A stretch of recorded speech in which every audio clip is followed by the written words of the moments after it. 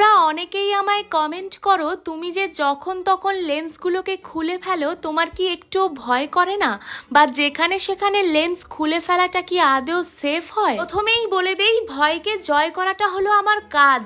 মানে এই লেন্স খুলে ফেলা আর পরে ফেলা দুটোই আমার কাছে বাঁ হাতের খেল। আসলে কি জানো তো, আমরা যেটা করতে পারি সেটা আমাদের কাছে কিন্তু খুবই সহজ একটা জিনিস, আর যেটা পারি না সেটা আমাদের কাছে কঠিন বলে মনে হয়। যে কোনো লুককেই আরো গর্জেস করে তোলার জন্য আমি কিন্তু সব সময় লেন্স পরি।